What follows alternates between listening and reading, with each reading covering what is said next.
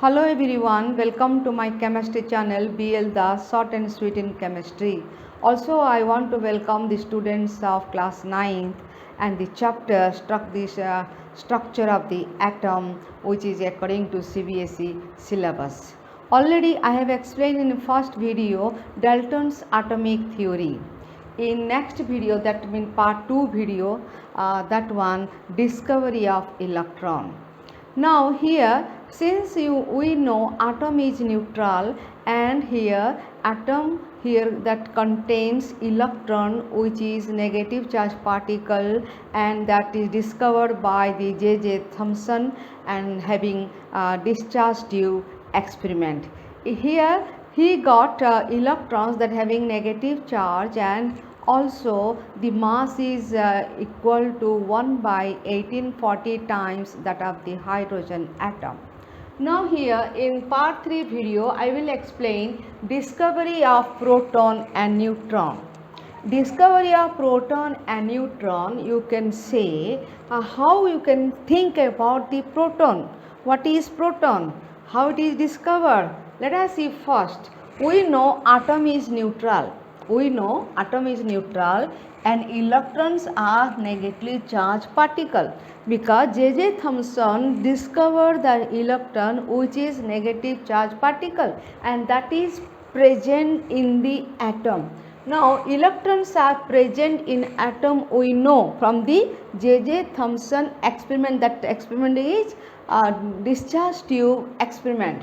Now to make the atom neutral, since we know atom is neutral and by the discovery of J.J. Thomson electron is present inside the atom, then what is the next meaning? What is the next conclusion? Equal number of positively charged particle must present, because atom is neutral. Since atom is neutral and we prove by the J.J. Thomson that atom contains negatively charged particle called electron, there must be some positive charge particle in equal number to that of the electron. Suppose 5 electrons there, means there must be 5 positive charge particle. Then what is that? Who will discover? Who discovered this one and how? See here, and now the positive charge particles proton, and that is discovered by scientist E. Goldstein. Mean here see, since atom is neutral and electrons are discovered which is negative charge particles, that is why there must be in equal number of positive charge particles. Later on by the scientist E. Goldstein, who discovered proton and that having positively charged particles. Actually, E. Goldstein took the discharge tube experiment. Discharge tube he took, and that is discharge tube experiment as it is that J.J. Thomson what he had done. Actually, one side cathode, one side anode, and here high voltage is applied. You know, in J.J. Thomson experiment, from this side invisible rays are going, that is called cathode rays, that is laterally proved it is electron. And now similarly from anode also some rays are coming, and that is towards cathode. So these rays are called canal rays. What is that? Canal rays. Again see, from anode, and that some rays are coming towards cathode, and that rays is called canal rays. And see here, then what is that canal rays? That is positive charge particle, and that is known as proton. Till now, here what you got from the J.J. Thomson, electron is discovered, electron is present inside the atom. Now after that it is discovered that what is that one? Proton is discovered. Then how? In the discharge tube experiment he passed and from anode he observed some rays are coming and towards the cathode, that means it is called canal rays, that is proton. Then what are the properties of canal rays or proton? First point, positive charge particle. What is that one? Positive charge particle, and whereas electron, negative charge particle.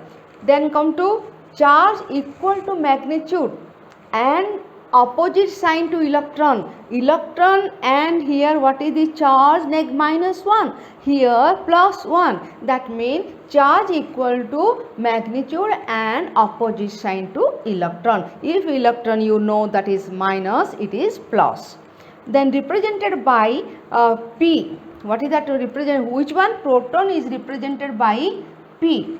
P means proton. Proton is represented by P, electron is represented by E, and so it is a proton. And what is the mass of the proton? That is equal to that of hydrogen. You know, hydrogen is the smallest element in the periodic table and first element in the periodic table whose mass is very small, and here that is 1.67 10 to the power -2 kg, or you can say the mass of proton taken as 1, because here 1.67 10 to the power -2 kg, so you can take the mass of the proton as 1. And what is the charge of the proton?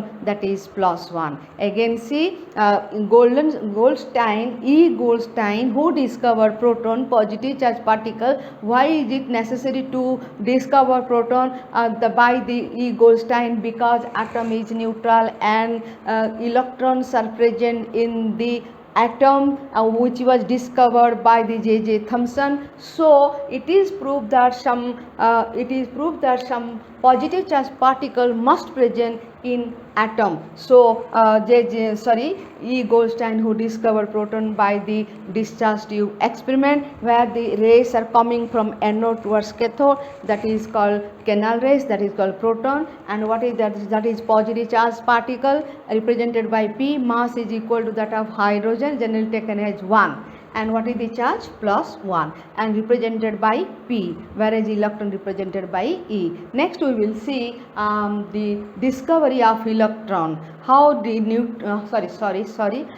how the neutron is discovered by the scientist Chadwick. Actually till now we know atom consists of proton and electron, because atom is neutral, so equal number of proton, equal number of electron, they cancel each other and it is neutral. But after that what happens? So that neutron, a new word comes to mind of the scientist who discovered that, the scientist known as Chadwick, who discovered the neutron. And what is that? We will see now.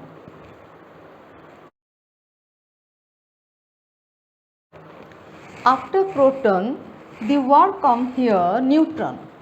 Then who discovered neutron? Chadwick scientist discovered neutron. Then why?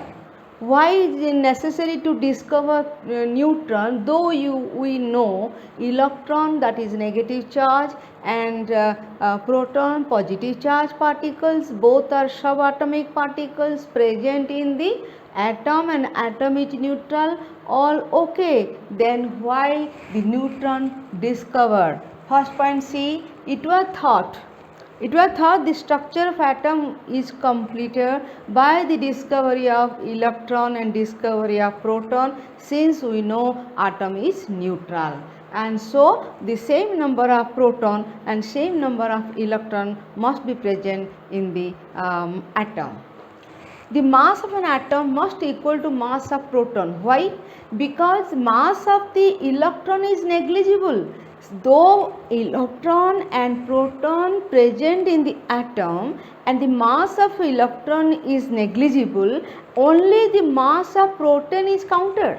That is why when we see what is the mass of the atom, the mass of the protons, mass, how many protons present, and what is the mass of one proton, that is equal to mass of the hydrogen atom, that means 1 AMU. So as the mass of electron is negligible, that means mass of atom is counted by the mass of the protons. How many protons present, you will check it.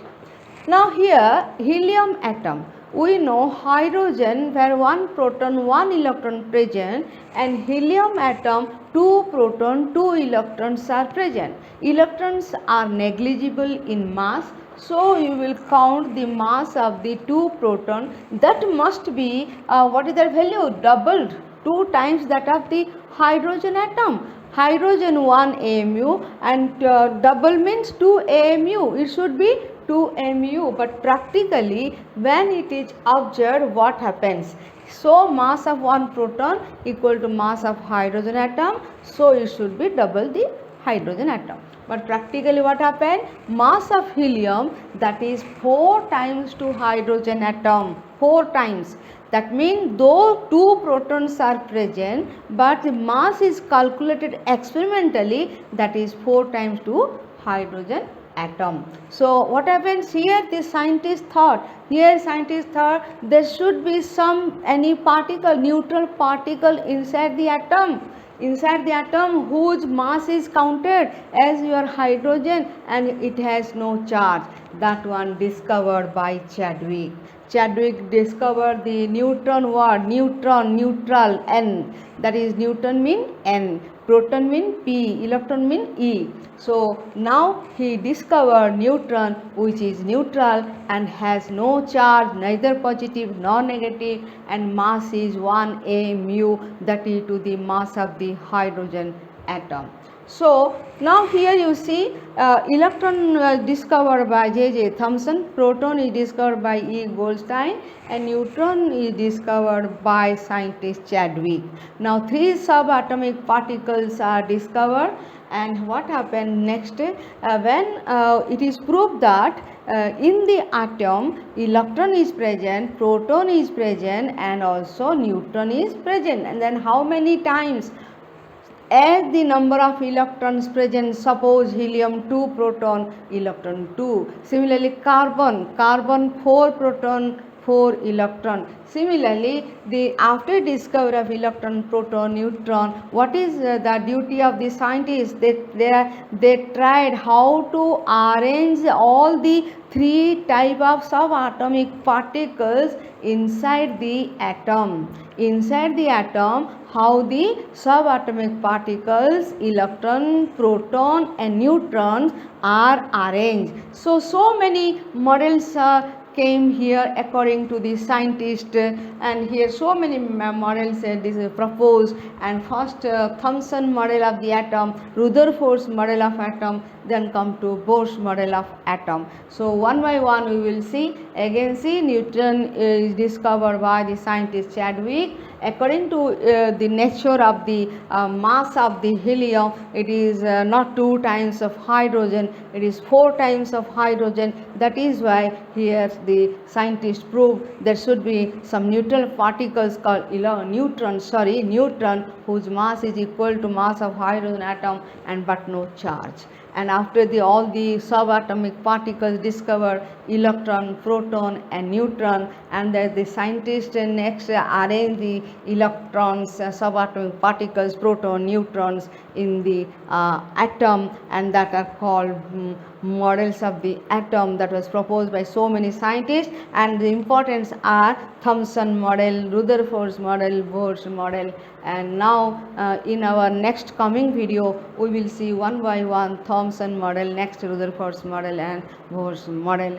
And now I hope you clear the discovery of neutron, and how the what are the models here, the names, that is Bohr's model, first one is Thomson model, Rutherford model, then come to Bohr's model. We will see in next coming video. I hope you like and share my channel, and also subscribe my channel BL Das Short and Sweet Chemistry. Thank you all. Thanks.